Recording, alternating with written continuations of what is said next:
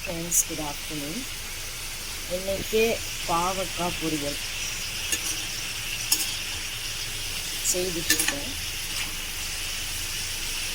So இதில் என்னெல்லாம் add பண்ணியிருக்கேன்னா, எண்ணெய், ஆயில் போட்டுட்டு பூண்டு இடித்து போட்டிருக்கேன்.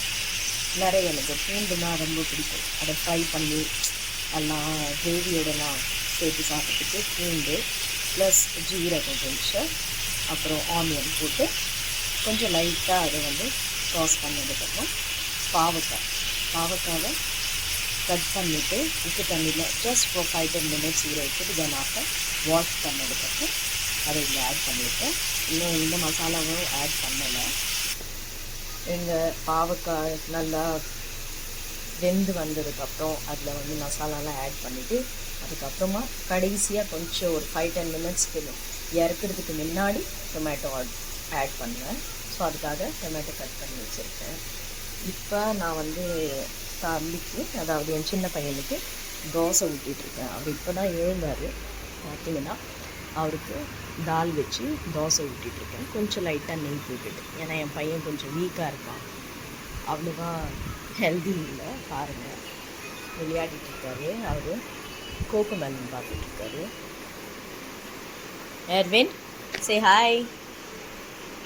Hi. Say hi. I'll give you my phone. Say hi. You will not say hi? So இந்த அளவுக்கு வதங்கியிருக்கு. இப்போ நம்ம இதில் வந்து ட்ரை மசாலா, ஃபஸ்ட்டு லைட்டாக மஞ்சத்தூள், வத்தப்பொடி,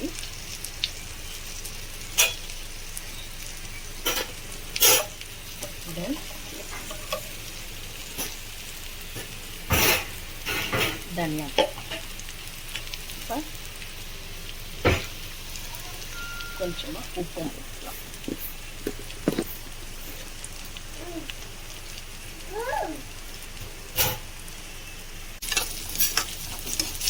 நம்ம மிக்ஸ் பண்ணி விட்டுக்கலாம்.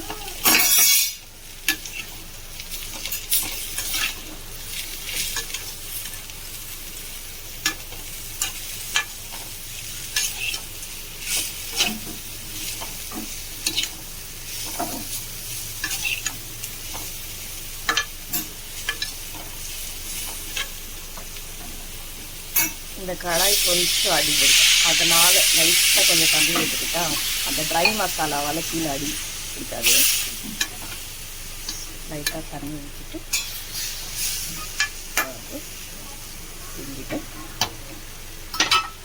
க்ளோஸ் பண்ணி வச்சுக்கலாம். இன்னும் ஒரு 5-10 மினிட்ஸில் நம்ம நடுநடுவில் வந்து செக் பண்ணிவிட்டு எப்படி இருக்குதுன்னு பார்க்கலாம். இது கொஞ்சமாக வெல்லம் எடுத்திருக்கேன் பாவக்காய் அண்ட் இந்த தக்காளி முன்னே காமிச்சிட்டு உங்களுக்கு. இது லெமன், ஹாஃப் லெமன் எடுத்துருக்கேன். ஏன்னா வந்து பாவக்காய் அதிகமாக கசப்பாக இருந்தால் வந்து கொஞ்சம் அதை அந்த கசப்பை பேலன்ஸ் பண்ணுறதுக்காக இந்த வெல்லமும் இந்த லெமன் ஜூஸும் போட்டால் கொஞ்சம் டேஸ்ட்டும் நல்லா கொடுக்கும். ப்ளஸ் அந்த கசப்பு வந்து கொஞ்சம் கம்மியாக தெரியும். ஸோ அப்படி இருந்தால் என் பையனும் சாப்பிடுவான். ரொம்ப கசப்பாக இருந்தால் என் பெரிய பையன் சாப்பிட மாட்டான். ஸோ அவருக்காக தான் வந்து இது. இப்போ பார்த்தீங்கன்னா இது வெல்லத்தை ஆட் பண்ணுறேன். ஆட் பண்ணிட்டு மிக்ஸ் பண்ணி வச்சுக்கலாம்.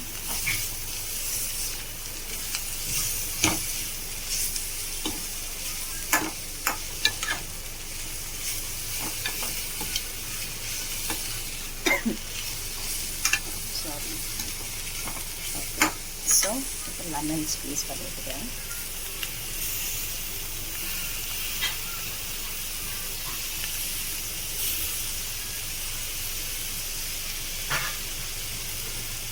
இது ரெண்டுமே இருந்தால் எப்படின்னு பார்த்தீங்கன்னா ஸ்வீட் அண்ட் சாவர் அந்த மாதிரி ஒரு டேஸ்ட் வரும்.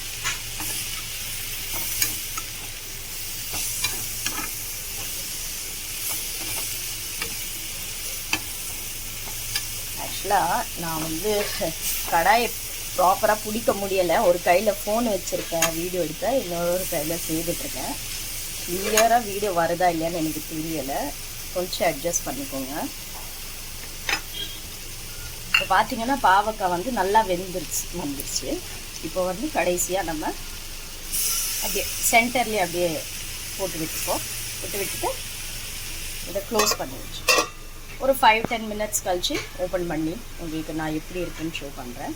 சூப்பராக இருக்கும். டேஸ்ட் பண்ணிவிட்டு மறுபடியும் நான் சொல்கிறேன் எப்படி வந்திருக்கு பாவக்கான்னு சொல்லிட்டு. திறந்து பார்க்கணும், பாருங்கள் எப்படி சாஃப்ட் ஆகிடுச்சு பாருங்கள். தக்காளி மூடி வச்சுருந்தோம் இல்லைங்களா, ஸோ அதை இதோடு சேர்த்து மிக்ஸ் பண்ணிடுங்க. சூப்பராக தக்காளியும் ரெடி வந்துடுச்சு, பொரியலும் ரெடி ஆயிடுச்சு.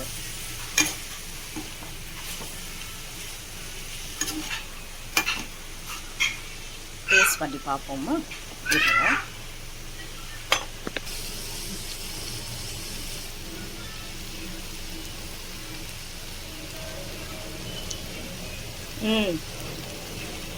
சூப்பராக வந்திருக்கு. நான் சொன்னேன் இல்லைங்களா கசப்பு அதிகமாக இருக்குன்னு சொல்லி. கசப்பு இருக்குது, பட் தென் அந்த புளிப்பு அந்த வெள்ளத்தோடைய இனிப்பு ரெண்டும் சேர்ந்து நல்லா பேலன்ஸ்டாக இருக்குது. ஸோ ரொம்ப நல்லா வந்திருக்கு. பிடிச்சிருந்தா கண்டிப்பாக என் சேனலை சப்ஸ்கிரைப் பண்ணுங்கள். ஏதாச்சும் தப்பாக நான் குக் பண்ணியிருந்தேன்னா கமெண்ட் பண்ணி சொல்லுங்கள். ப்ளீஸ் சப்போர்ட் பண்ணுங்கள். நான் ஜஸ்ட் ஒரு 2 days தான் ஆகிடுது சேனலு ஸ்டார்ட் பண்ணி. நீங்கள்லாம் சப்போர்ட் பண்ணிங்கன்னா நான் மேலும் நான் வீட்டில் எனக்கு தெரிஞ்ச சமையல் செய்கிறது வீடியோவாக போடுறேன். Thank you, by.